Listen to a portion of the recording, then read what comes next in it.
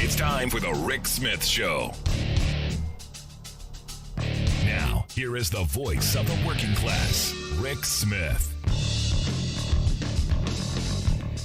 And welcome, brothers, sisters, working class heroes. This is the Rick Smith Show. Thanks so much for being here today on the big program. Lots to get to, lots to talk about. Let's start off with a little bit of history. Doubt anybody's still alive from this era, but the year was 1917. And about 2,000 vigilantes under the umbrella of the Citizens Protective League. They decided that, those workers that were demanding better wages, hours, conditions, those people who were demanding safer working conditions, who wanted to get paid, better than poverty wages, demand safe working conditions, more people working, less blasting, all kinds of things that would make life better.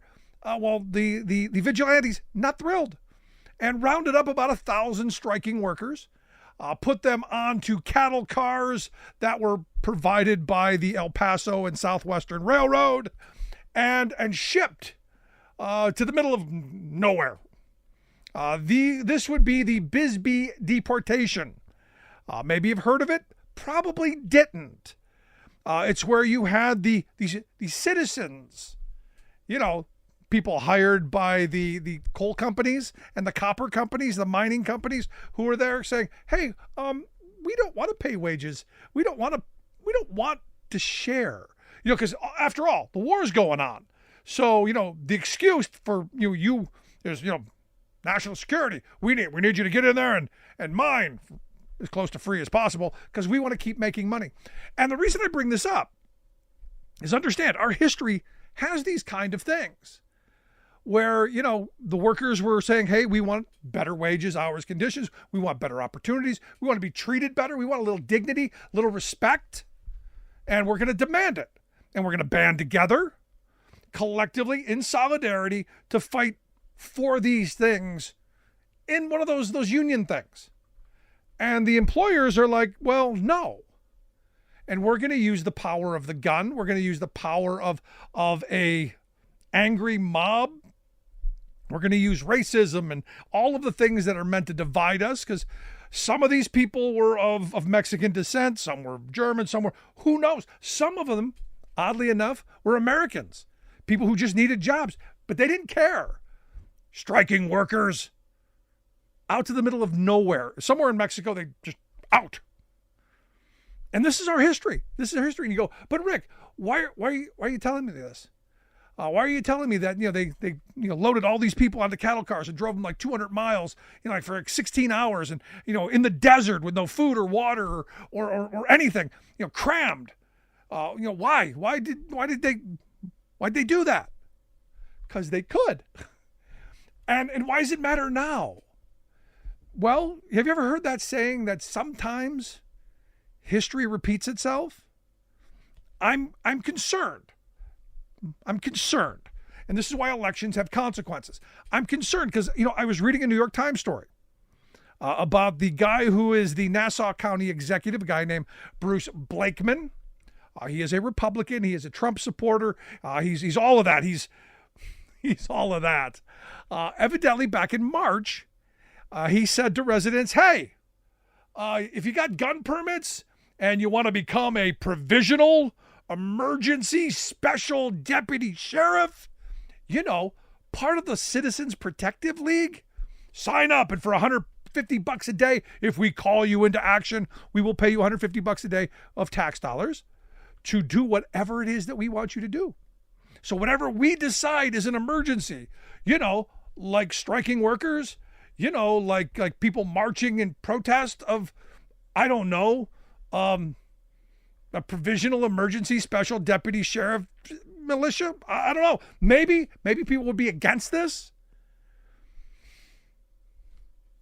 Understand, our history is littered with wealthy people funding politicians and others to create these front groups, these thug groups, who then go after poor and working people, keep them in line.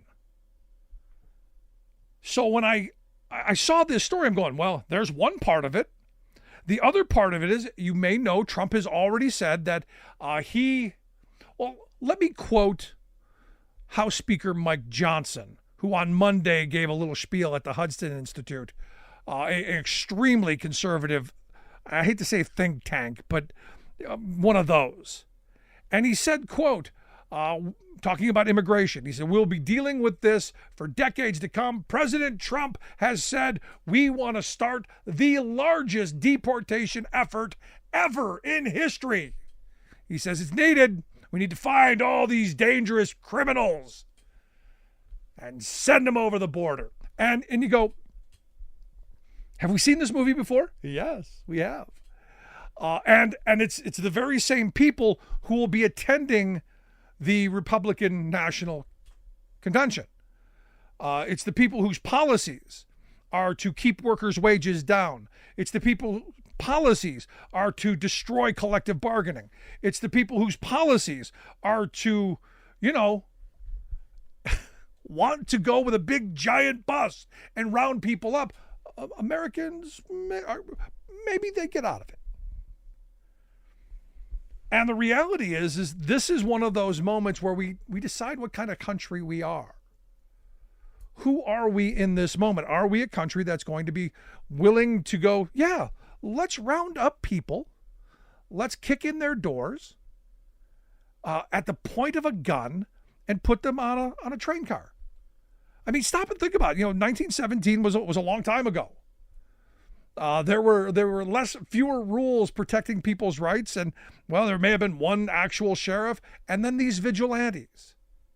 And we've seen the stories of towns burning. We've seen the stories of just horrific things being done in the name of saving capital, being done in the name of protecting big business. Do you think that this Bisbee deportation, do you think this had anything to do with, we care about the people living in our neighborhoods? They may commit a crime. No, this is about money. Pure and simple. And when you've got a Republican Party who's not just insinuating they're going to get a giant bus and ship people out and creating special. I love the name. You gotta give them credit. A Provisional Emergency Special Deputy Department. You got a question. What are we doing in this country? What are we fighting for? Me, I'm a huge supporter of the labor movement. I would have been, I guarantee it, back in 1917, I'd have been one of those people on the train. Because I would have been saying, you know what? We earn better. The labor that we do should be compensated. That's why it distresses me when I see my union's president, Sean O'Brien, going to be speaking at the RNC. And I talked about this yesterday on the program. Got a lot of very interesting feedback.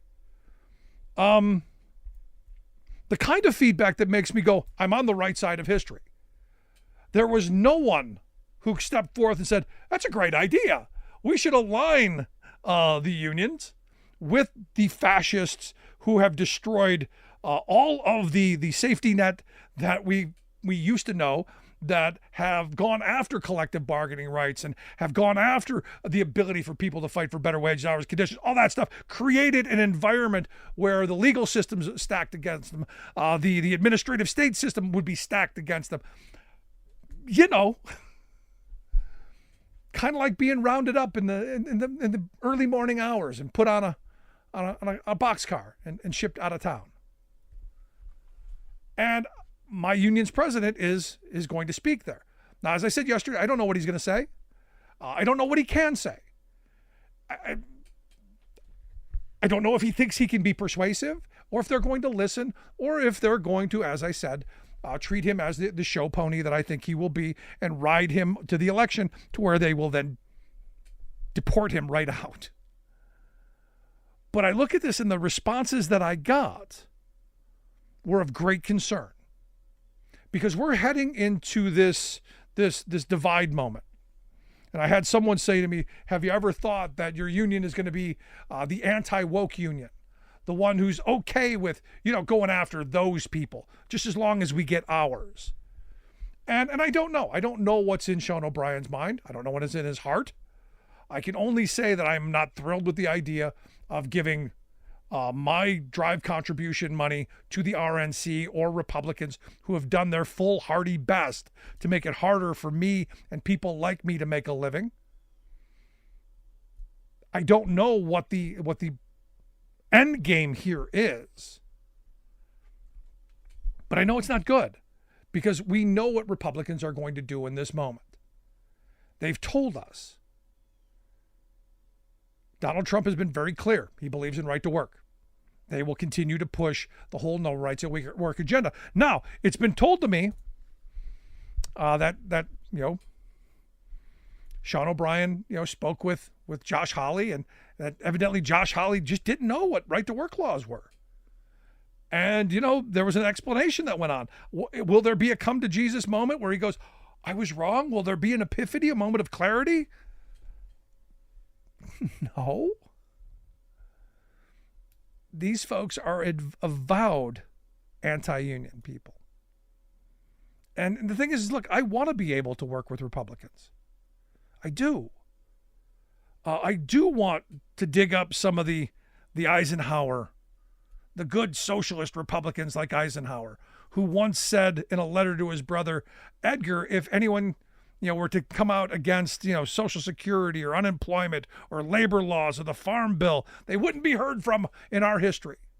He said there are a number of millionaires and business people who want these things, but their numbers are negligible and they are stupid. The sad reality is stupid has taken over the Republican Party and a good portion of the Democratic Party in some instances.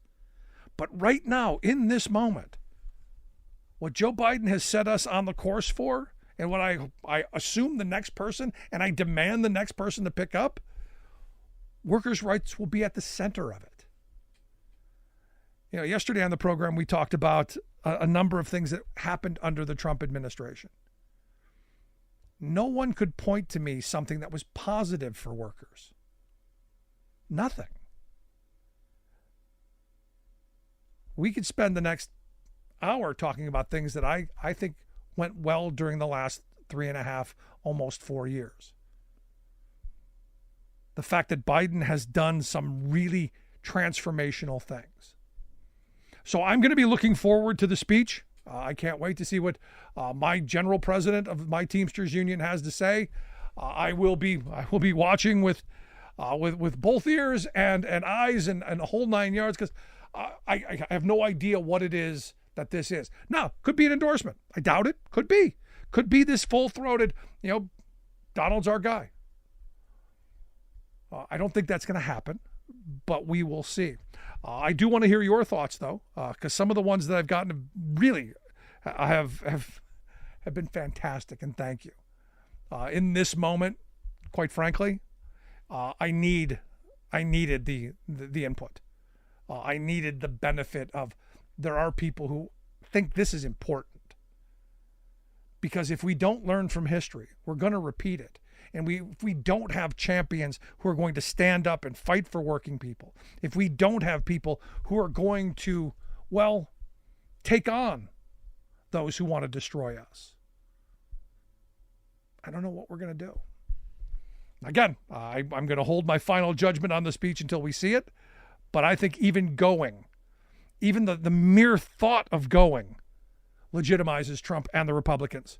And sad reality is, talking to several Teamster members, they think an endorsement has already been had just by him being there. Going to take a quick break. Right back.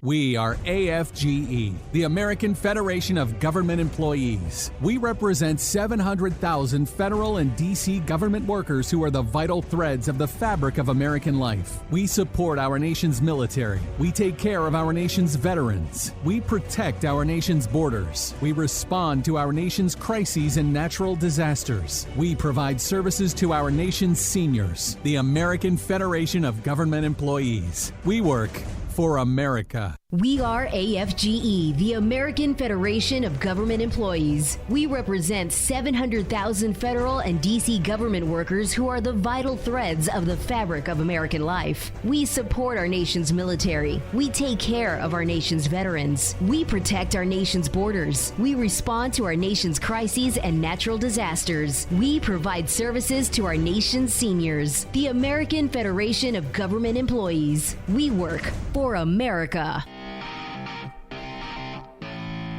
Welcome back to the Rick Smith Show. Now, here is Rick Smith. So you may remember when Trump was in Las Vegas, he was speaking to a rally there, said something about eliminating tips, taxes for tips. How did it go? He says he's going to eliminate taxes on tips for restaurant workers and hospitality workers and anyone else relying on tips. He said no more taxes on tips. And immediately I got a bunch of emails from people going, hey, this is a stroke of genius, because the Republicans supposedly are the party of low taxes. Another email said it was a great incentive to get Americans back to work, because we're lazy, evidently. Another one said it's about time. This is what you talk about all the time. This is returning reward to work. Another person said this is about dignity of work, and Trump is making work great again. Is that what he's doing, or is this just a campaign ploy? I'm here to share some thoughts on what this means, what it'll do, and is this the greatest thing since sliced bread? I've asked our good friend Saru Jayaraman to come talk with us. Saru is the president of One Fair Wage, their website, onefairwage.org. Saru, thanks for taking time for us. Thanks for having me. So, thoughts on the grand proposal of eliminating taxes on tipped workers?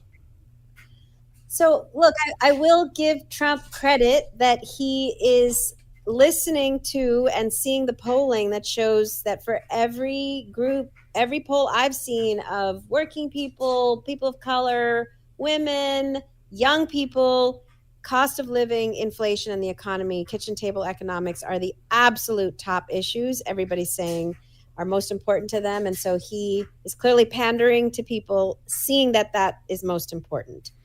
But this is not the right solution, let's be clear, because it is true that workers face a lot of issues with their taxes because tips are messy and really difficult to account for. The IRS does weird things with tips where they assume that you've earned a certain amount of tips and tax you on them, whether you've actually earned that or not in tips.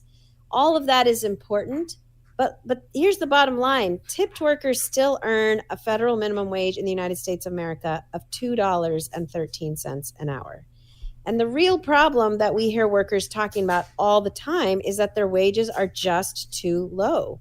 And living off of tips is completely unpredictable. You get a lot of tips one evening and nothing the next day. There's a hurricane, there's a blizzard, there's a hot moment like now when people don't go out to eat. And you're screwed. You can't pay the rent. Your rent and your bills don't go up and down, but your tips fluctuate every day, every hour, every season, every shift. And bottom line, anything to do with taxation is a once a year issue. If you were to get rid of taxation on tips, that might help tipped workers at one point of the year. It's called spring when our taxes are due. But the rest of the year, you're paying rent, you're paying bills, you're feeding your kids, you're trying to keep a roof over your head.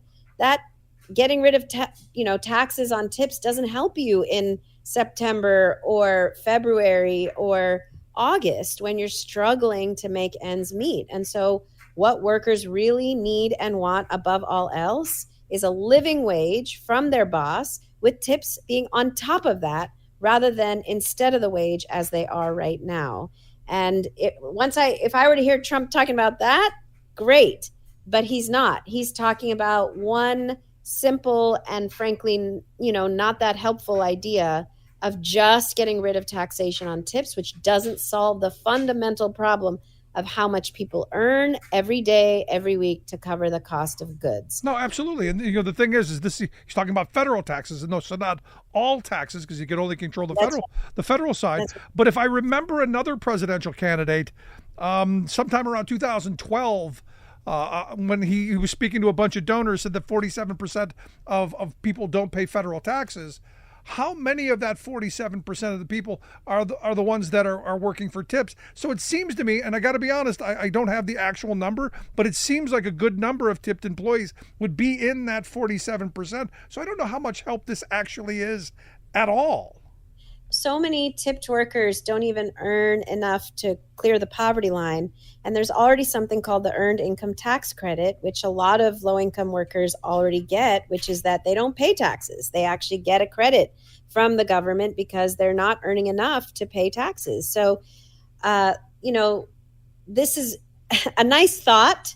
And I do wish Democrats would also hear and see that people are dealing with the cost of living and address that issue. But I wish everybody would understand, to address the cost of living, what people really need and want is a living wage with tips on top, not just a one-time reprieve from taxes. No, I'm right there with you. We should be eliminating the tipped, that subcategory completely.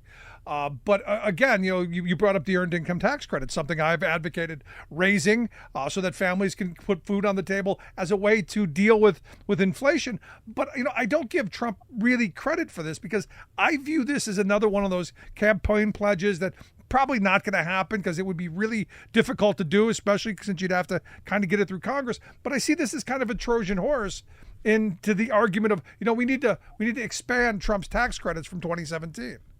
I'm not giving him credit for actually accomplishing it. I don't think he could get it done. There've been already a lot of pushback from other Republicans saying they don't agree with it. They're fine with tax cuts for the wealthy, but they don't want to give it to anybody else. So I'm not saying I give him credit for getting it done. The only thing I give him credit for is seeing that dealing with the cost of living is the number one issue on people's minds. Right. And all I'm saying is that I'm so looking forward to the moment when Democrats also see that as a top issue and address it, because I know when they do, they'll be talking about what people really need, which is raising wages. I mean, Biden ran on a platform of $15 an hour plus tips in 2020, and that's what we're waiting for him to talk about this year too. No, look, the emails I got from people saying, and I say this all the time, we need to return reward to work. You need to have that incentive to be able to support yourself, and the positive self-image that comes with that, all the good stuff that work brings. The reward being able to support yourself, keeping a roof over your head, food on the table, clothes on your kids' back. That's important stuff. Now, you guys are working on this, ending the tip wage across the country, and I know you've had a lot of great success. Anything coming up in this election cycle or soon? Absolutely. Yeah, really exciting news that Michigan is, I think, any day now going to become the 8th state to end the sub-minimum wage for tipped workers, first state east of the Mississippi to provide restaurant workers with a full living wage with tips on top. The issue's on the ballot in Massachusetts. It will be on the ballot in Ohio next year. It is moving in a number of states across the country legislatively: Illinois, New York, Connecticut, Maryland. It's moving as a bill in the city of Baltimore. There's so much momentum because, to all your points around reward for work, this is how we get people back to work. If you actually ask workers, and we surveyed 300,000 restaurant workers, why were they leaving the industry and what would make them come back? Number one thing they said is a full living wage with tips on top. It wasn't get rid of taxes. It was, I need a full living wage with tips on top. Most workers said that's the only thing that would make me come back and work in restaurants. And that's why the restaurant industry has been facing such a terrible staffing crisis, because nobody can afford to work for these wages. You see it all over the place. So is that a matter of increasing the minimum wage, doing away with the tipped minimum wage, but is this raising the minimum wage? Is this local ordinances like out in California where fast food workers are now making $20 an hour? Where would be the policies that you would advocate for? So, like I said, we have statewide legislation moving in Michigan. We have a statewide ballot measure moving in Massachusetts. We have a statewide ballot measure moving in Ohio, a city bill moving in Baltimore, and statewide legislation moving in New York and Illinois and Connecticut and a bunch of other places. So these are happening at the state level mostly. There's some city fights, but it's mostly happening at the state level because nothing's moving in Congress right now. And so really it's all about the states getting this done, and I know they can. No, most certainly. I mean, I don't know if you've paid attention to Congress, but they don't seem to be able to get much done. No. So addressing the needs of average everyday working people, not really high on their on their agenda, which I got to tell you, I'm hoping at some point we as voters start demanding that instead of all of the divisive stuff, the outrage candy that we've fed. That's right. If we're going to be outraged, we should be outraged that there are people who are working for a living who can't afford to live. That's right. We should be outraged that there's even such a thing as a $2.13 sub-minimum wage. That's ridiculous in 2024. Frankly, it's ridiculous. $7 is the federal minimum wage. That's ridiculous in 2024. If you look at the cheapest county in the United States of America, it's McClellan, Texas. And right now, if you look at the MIT living wage calculator, McClellan, Texas, one person without any kids needs something like $18 or $19 an hour to survive, just to cover the basics. But most places across the country, it's $20 or higher. So these wages of 2 and 7 and 10 and 12, they're just not anywhere near what we need to truly meet the cost of living. So what is that number? I mean, I get this a lot. I mean, like I said, California, the fast food workers are making $20 an hour. And boy, all I've heard is complaints and whining and complaining that, business can't do it. They're going to raise prices. What do you say to that? I mean, if we give these tipped workers, a living wage, if we have the audacity to say that their work should be valued, it's just going to put the restaurants out of business, Saru. No, actually, the states that have provided a living wage to workers with tips on top, like California, have higher restaurant sales, job growth rates, tipping averages than the rest of the country. And you don't have to take it from me. The CFO of Denny's was caught red-handed telling shareholders in an analyst call in 2021 that, in fact, paying people 15 plus tips resulted in Denny's California growing faster than Denny's in any other state in the United States. Why? He said, when we pay our people more at Denny's, guess what they do? They bring their families to eat at Denny's. Guest receipts are higher. Everybody does better. The company grows faster. So they have admitted it. All of the chains are growing faster in California than any other state. We have higher wages in California than any other state. The states with higher wages do better because workers do better. When workers do better, everybody does better. It seems simple. If only we could get our elected leaders to figure that out. But Saru, I appreciate. Go ahead. No. I was just you were saying, what is the number now? I'm looking now at the MIT living wage calculator. Again, for the cheapest county in the United States, it's 19 minimum, even if you don't have any kids. If you have one kid, it's $32 in the cheapest county. And that's just to cover rent and transportation and housing. It's not to take your kids to Disney World. It is just to cover the basic necessities. And so we need wages that are closer to that cost of living, and that's what workers are demanding right now. There you go. Saru Jayaraman, I appreciate you taking time for us. Hope folks will check out the website, onefairwage.org. Thanks so much.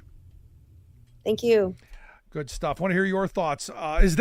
Should this be the issue? Shouldn't this be what we're fighting over? Better wages, hours, conditions, opportunities?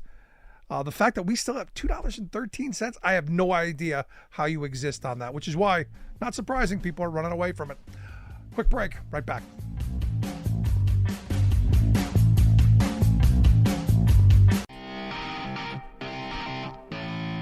Welcome back to the Rick Smith Show. Now, here is Rick Smith. So again, going to be talking about China. I know Trump has been on this, talking about the China shock and his plan on how he's going to take on China. And look, some of it not a bad idea. And this is where I know my left friends are going to lose their mind. I know my red hat friends are going to be all happy. Look, I'm a protectionist. When I leave my house, lock the door. Not an isolationist. There's no moat around my house.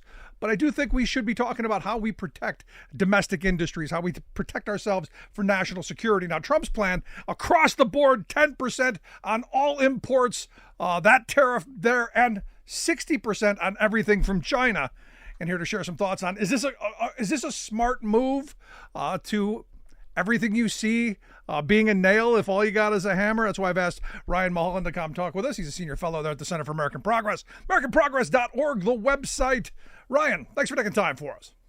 Hey, Rick, great to be here. As So- they say in radio, long-time listener, first-time caller. I appreciate that. So I see this plan that Trump's got, and I got to tell you, I'm a tariff guy. I think we should be looking at using tariffs much more aggressively to protect our domestic industries, because I'm a big fan of domestic production for domestic consumption. But is this kind of too broad, maybe? Is this kind of the idea of if you got a hammer, everything's a nail? Yeah, I think so. I mean, listen, so I'm with you on sort of smart, targeted tariffs being a tool in the arsenal, right? We're trying to create working class jobs. We're trying to rebuild our industrial competitiveness. We're trying to bring prosperity back to middle America, right? And so you want all the tools that you can deploy towards that end. Tariffs, I think, are certainly one of them, but you want to do it in a sort of smart, calibrated, targeted way. A 10% across the board tariff, it's a tariff on adversaries and allies alike. That doesn't seem like the greatest way forward. Particularly when, you want to work with partners and allies to try to, de-risk our supply chains away from China. On the one hand, you can look at kind of the economic impact. We've done some work sort of looking at, a 10% across the board tariff would be about a $1,500 tax on the average American family. If you take Trump's 60% tariff on China, that goes up to about $2,500 a year. But I think the bigger story is, one side has sort of a history of kind of using all the tools to create real, manufacturing job growth and attracting investment into the sector. And the other side had 4 years and largely failed to. And so, this is the first, frankly, election in a long time, I think, since Teddy Roosevelt ran for president, where you have a sitting president running against a former president, right? So you can sort of compare two records. And when it comes to who's better at sort of creating working class jobs, it's pretty clear that the Biden team has the upper hand. Well, it's clear to me that the Trump years were disastrous for working people, even though the corporate controlled media is framing all the inflation. It's all Joe Biden's fault.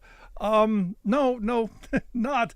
Corporate greed plays a big part of that. But what do you say to the person who goes, look, because you said a moment ago, Trump's tariff is on adversaries and allies alike. What do you say to the people who go, look, if you just go after China, if you just go after, our adversaries, aren't you starting another kind of a Cold War? And I think there's some validity to that question. Is that a problem?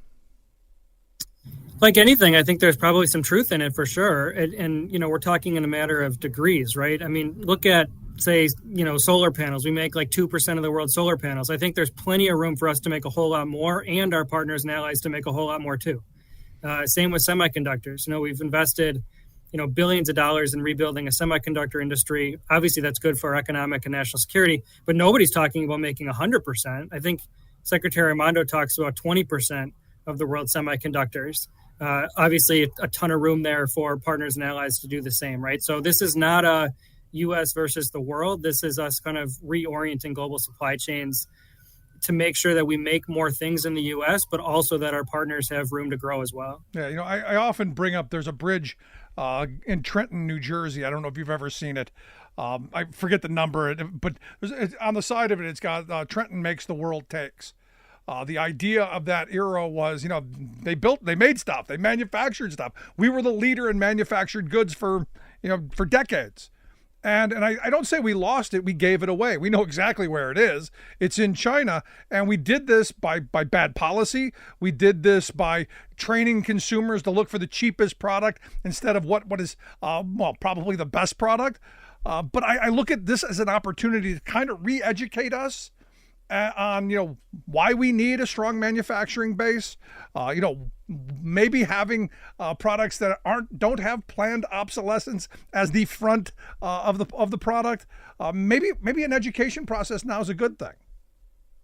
Yeah, I mean, listen, clearly China has had a very kind of negative impact on manufacturing in this country, right? Their not market, their predatory practices have certainly contributed to a hollowing out of our working class industrial base, correct?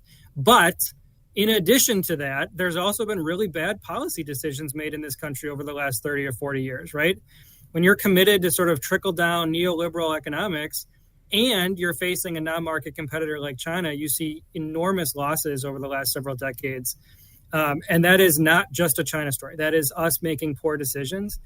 And what I think you've seen, what the Biden team has tried to do is sort of, shift, but shifting is hard, right? I mean, you're going up against, 3 or 4 decades now of pushing in a different direction, right? And so I think what you're looking at is, the first signs of real change, right? You're seeing, real investment flowing back into manufacturing in this country. The last time I checked, it's been a few weeks now, but it's almost up to $900 billion of private money flowing into American manufacturing. That number would have been unheard of just a few years ago, right? Yeah. And look, the bad policy, Ryan, has been on both sides. I'm not going to just point at Republicans or Democrats. They were both bad. I mean, you look at NAFTA. NAFTA was birthed under Reagan, fully negotiated under H.W. Bush, and signed into law by Clinton. And, very few people did anything on NAFTA until, Trump got something, not great, but something a little bit better. But still, we're still having problems. Yeah, no question about it. I mean, like I said, this is not it's not a short-term thing. This has been going on for quite some time, and changing that narrative, changing that approach, I think is it takes some time, but it also, you're pushing back against a lot of people that have done awfully well over the last, 30 or 40 years. When you're looking at, CEO pay is 400 times the average employee. 40 years ago, it wasn't even close to that, right? So there are people that have done quite well, and they're not happy with some of the changes. Yeah, what do you say to the argument? Because I've had a lot of my Trump supporters say, well, Trump's going to do away with individual taxes, and tariffs are going to cover everything. Have you heard this argument? Yeah, I mean, Trump told his disciples, our Republican members of Congress, this a few weeks ago, that we're going to replace all of the income tax with tariffs. I mean, I think you need to start when you talk about that proposal that it is mathematically impossible, right? So, we can talk about kind of the theory behind it or the feeling behind it, but you actually can't replace our budget with simply tariffs. The income tax is a big part of it. But I think importantly, just thinking about the idea of replacing income taxes with tariffs means shifting the economic burden from, middle and working class people who are going to pay more for stuff while cutting taxes on the very wealthy, right? I mean, that might sound great to Trump's, country club buddies, but it certainly doesn't sound well to, the folks that I certainly grew up alongside. Yeah, but again, for me it is you get this, you give people this nugget. We're not going to have to pay taxes anymore. And then this becomes the narrative instead of what you just said. It's just going to be a cost shifting, and it's going to be ended up being consumers who take it on the chin. So then let me ask you, by having these tariffs, because again, this is an argument that I've had 1,000 times. Tariffs are going to raise the price of goods. It's going to make things a little bit more expensive. How do you get past that?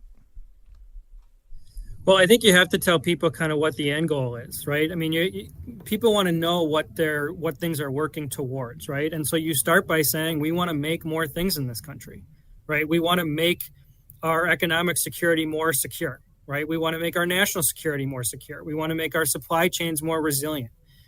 We want to make sure that we're returning wealth and prosperity to the working class, right? So if you start with those goals, and then you can lay out kind of a policy agenda to get there, I think you have a much better kind of way of doing it. But you're right. I mean, this is a thing, right? I mean, if you do have, certain tariffs in place, those tariffs are likely to raise the cost of certain imports. But you're doing it for a reason that people can, I think, get behind. No, look, I was told, again, this is going back 30 years when the whole China thing was going on, you're going to be able to have choice. And I love how conservatives always throw that choice out there. And we know that it never seems to last. But I was told I was going to have an American-made product next to a Chinese product. And as a consumer in the free market, I could make my choice. Well, I got to tell you, I go into the stores, there doesn't seem to be the choice of any American-made product because I would be the first to buy them. Yes, I would pay more for an American-made product because I know my neighbor might have that job. People, I may have that job.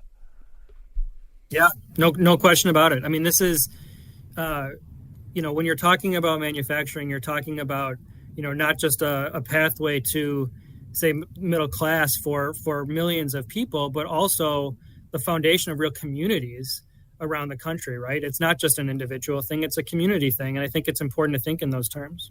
Yeah, and I'll be honest, I give Trump credit for stealing Bernie Sanders' message and talking about reshoring manufacturing. I'll give him credit for that. He talked about it. Didn't do much in bringing manufacturing back. A lot of rhetoric, a lot of weeks of infrastructure and manufacturing stuff, nothing got done. But the issue is now front and center, and it's one of those things that people are finally are talking about and wanting again. So the question is going forward, and I know next week you guys have got a prescription for U.S.-China trade. What is the way forward for folks like me, for the Biden administration or whomever that's going to be? What is the way forward? Well, I'll say a couple of things on that. I mean, on the first part about Trump, I think it's important to know that I think he talks about tariffs because his internal polling says that people hear that and they think that he's tough on China or that he's going to stand up for their job. And the reality is he hasn't. He was not tough on China. His sort of, phase one trade deal delivered nothing, right? His trade wars delivered almost nothing. And then he certainly didn't create any new manufacturing jobs. So that link between sort of like talking big on tariffs and toughness, I think has to be cut because it's just not true. And then I think the way forward, I think is really interesting. I mean, I think anytime you come up with a new strategy, any strategist in anything, you come up with sort of like an offensive and defensive strategy, right? And for a long time, we've talked about China. We talk only about defense, right? What are the tariff levels going to be? What is the protection that you need? That's only part of it. And certainly it is an important part, but there's also the offensive agenda, right? How are we investing in our country again? How are we developing the next great sort of technology? How are we deploying new processes and new technologies and factory floors across the country? I think that linking of the two, offensive and defense, is kind of the way forward. And that's something that, we talk a lot about here at CAP, but I'm sure others do as well. No, I mean, all the things that we've invented over the years, I don't know, like solar panels, we should be the manufacturing hub of the globe, but we tend to develop things, cell phones, and never make them here. Yeah, no question. I mean, when the president ran 4 years ago, we talked about invent it here, make it here as sort of the agenda. And I'm a big supporter of that. I did some work on that when I was at the White House. I mean, the goal is to do both, right? We can both invent things and make things. And those things should be tied together to the extent possible. So in looking at this campaign, the run up, I know you're not going to get into the political end of this, but where do you see the messaging on this? Because, look, I think people want made in America. I think the Biden administration has done a great job. My friend Celeste Drake has done a great job as the made in America person. But, how do we move that stuff forward? And what's the messaging that you see on both sides? Yeah, I mean, I'll stay a little bit away from like political prognostication here. But I mean, to me, it feels like, the Biden campaign has real numbers to kind of back up their argument, right? When you look at, I think 800,000, new manufacturing jobs since President Biden took office, that's something you can really point to, right? When you're talking about new investment flowing into manufacturing for the first time in a very long time, certainly at the levels that it's flowing in, that's something you can point to and say, these sort of policy prescriptions have worked and will continue to work. I think it's sort of incumbent on anybody running for office to not talk, though, about just what you've done, but what you want to do going forward. And I think, there you're looking at, what's the next iteration of, say, chips and science, right? Semiconductors, obviously hugely important. What are we doing about AI? What are we doing about quantum? What are we doing about sort of biotech, right? There's a whole host of other sectors that will sort of, lead the 21st century. How are we going to be the world leader in that? And then I think you're talking, too, about tailoring, updating, kind of the tariff or protection that our industry needs to be able to compete against a non-market actor like China. To be fair, I mean, all of the trade tools that we talk about, you can throw the 232, 301, whatever, they all date from the 60s and 70s, right? We are fighting a modern great power economic rivalry with China using Vietnam era tech. Yeah. How do we update that toolkit to be more relevant to what we need today? So you would think, as I do, that this is, again, another failure of a broken Congress who can't seem to name post office, let alone deal with something this complicated. And that's a struggle for me. Yeah, no question. I mean, it's a yet another example of what a broken Congress means, because it means you're not solving problems that are relevant to people's lives. Because the reason I bring this up and the reason I think it's so important is, Congress is broken because I think we're broken. And this is one of those issues that I think should bring us back together. The idea of manufacturing things at home, made in America, seems to be a winning slogan. People like it, they get behind it, but we don't seem to be voting for people who are actually doing it often. And I look at the difference between Trump and Biden. You got Trump who talked about it nonstop, but Biden who's actually doing it. So for me, I think it's going to come down to us as voters to have to do this. So last line of questioning I've got for you. You've got a series of virtual town halls, I guess. I guess this is your first one on July 15th at 11 a.m. Eastern time. You're talking about trade in the U.S. What can we expect on this panel that you're part of? What are you guys going to talk about? Yeah, so CAP put out a report a few months ago kind of looking at, what a pragmatic, progressive, principled approach to dealing with China looks like, right? Because on the one hand, you have the kind of anti-China, everything about China is bad. And then you have, I think, our approach where we say we have to take a hard, strong, principled approach to China, but China's not going anywhere, right? And like on some issues like climate, we need to actually work closely with China, right? So how do you sort of manage that relationship?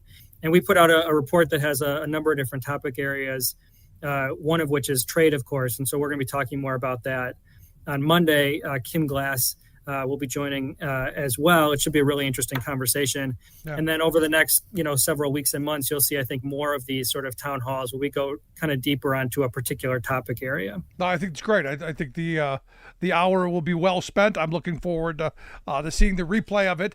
But I hope folks will check it out, and we'll get links out on social media how people can do that. But Ryan, I appreciate you taking some time for us, sharing some thoughts. Great stuff. Thanks, Rick. Appreciate it. Ryan Mulholland, Senior Fellow there at the Center for American Progress. AmericanProgress.org, the website. Want to hear your thoughts. Is China your issue? Is it important this time around? I think jobs are kind of important. Email me, Rick at thericksmithshow.com. Quick break. Right back. I'm Rick Smith, and this is Labor History in 2. On this day in labor history, the year was 1850. That was the birthday of Oscar Neebe. Neebe was one of 8 men convicted of inciting violence at a workers' rally at Haymarket Square in Chicago in 1886. He was born in New York City, where he became a skilled tinsmith. He moved to Chicago in 1877, where he worked at the Adams Westlake Manufacturing Company. He was fired and blacklisted when he tried to organize his fellow workers. This, however, did not stop his organizing efforts. Oscar founded his own business, the Acme Yeast Company, and turned his attention to organizing brewery workers. He was active in the Chicago Central Labor Union. By 1886, the labor movement was growing in power and action in Chicago. On May 1st, thousands took to the streets in strikes and demonstrations for the 8-hour workday. 3 days later, a bomb was thrown by an unknown assailant at a workers' rally protesting police violence against demonstrators. No one knows to this present day who threw the bomb. 8 men were tried and convicted for the crime. Oscar Neebe was sentenced to 15 years in prison in Joliet, Illinois. 4 of his fellow accused were executed by the hangman's rope. After 6 years in prison, Neebe was pardoned by Illinois Governor John Peter Altgeld. His first wife died shortly after the trial. It is said she died of a broken heart. At his trial, Neebe wrote, quote, "I have been in the labor movement since 1875. I have seen how the police have trodden on the Constitution of this country and crushed the labor organizations. I am sorry I am not to be hung with the rest of the men." For more information, go to laborhistoryin2.com, like us on Facebook, follow us on Twitter at laborhistoryin2. You're listening to The Rick Smith Show, where working people come to talk. So, I got to tell you, I think, Ryan's right. Got to have a plan.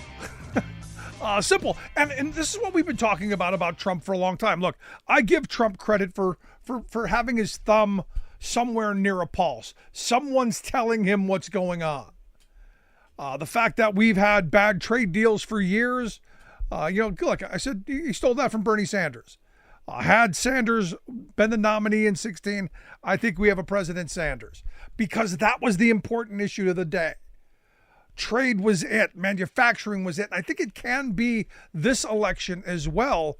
It's just that we're hung up on, well, one, trying to figure out who the Democrats are going to have as their nominee. I know a lot of my friends are on the side of we got to stick with Joe. A lot of friends like me going, I saw what I saw on Thursday night.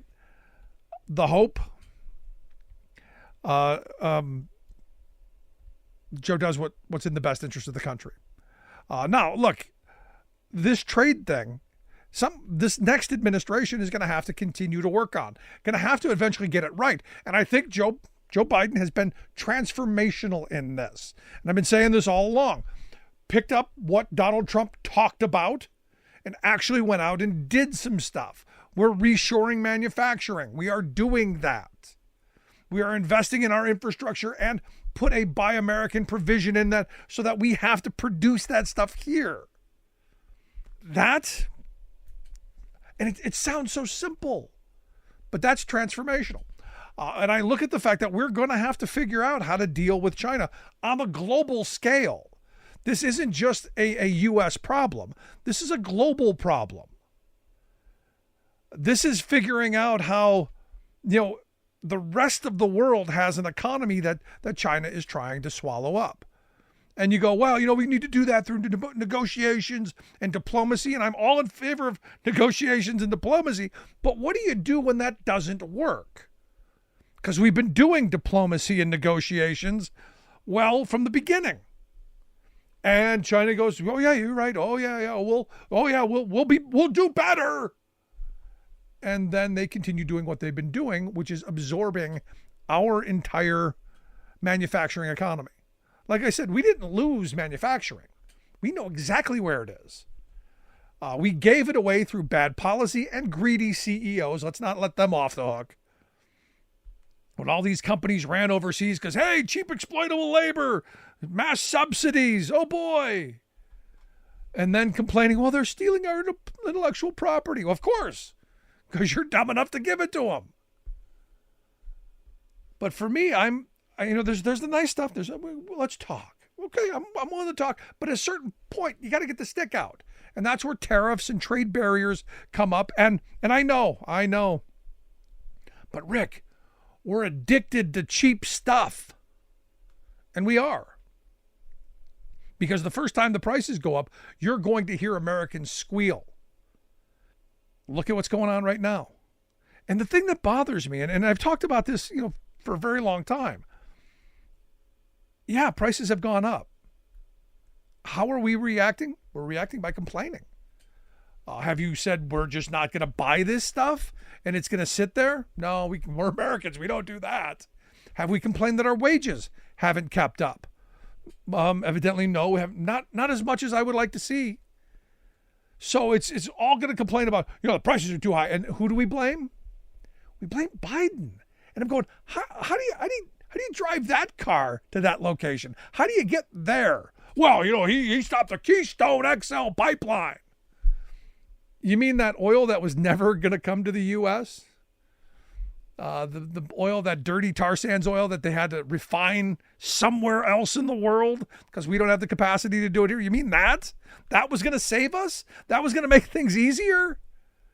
Well, the Keystone Pipeline, they shut it down. No. Keystone Pipeline is working just fine. There's lots of oil flowing through that. It's the XL part. It was that expansion, over one of the largest freshwater supplies in the world. Yeah, that. Again, oil that was never going to come here. But that was it? Yeah, that was it. And you go, well, I've seen many reports that say, corporate greed had a big part of this. If you paid attention to the earnings calls, you'd have seen that. And this is where I come back to, where there's a moment here in this country where we can have a national vision where we create an economy that's good for everybody. We have jobs for people at every skill level, every interest level, every educational level, because you need a wide array of employment to have a functional society. Because I know I'm old school on this. I still believe that there is therapeutic quality to work, that we need jobs. We need to make stuff. We need to invent things. We need to be constantly pushing. But our trade policies have just been terrible. And we need to do a lot more investing in the jobs of tomorrow. We need to be doing a lot more investing in education. We need to be doing a lot more that my friends would call socialist. You know, using money in a much better way than the private sector. Because understand, the private sector, they use funds to enrich themselves. They're smart. They know what to do with the money, make more money for themselves. When the public invests money, it's in the public interest. It's for the public good. I know we haven't talked like this for generations. It's almost heresy. But the idea that the public sector can spend money in a better way than the private sector is not something you're going to hear very often. But it's something we should be talking about. And this is an opportunity for me, I think, for the Biden folks or whoever the Democrat is, to go, look, we can build a great future. We can have manufacturing. We can have education. We can have healthcare. We just need to demand it. Want to hear your thoughts? Email me, rick@thericksmithshow.com. Can you see the future? Can you see that utopia? Well, it's not utopia. It's what my grandparents grew up with. But I want to hear your thoughts. Email me, rick@thericksmithshow.com. Miss any portion of the program, make sure you grab the podcast. Wherever you get your favorite podcast, you'll find ours. And as always, thanks so much for being here. We'll see you back here next time. You've been listening to The Rick Smith Show. Email Rick at rick@thericksmithshow.com. Until next time, this has been The Rick Smith Show, where working people come to talk.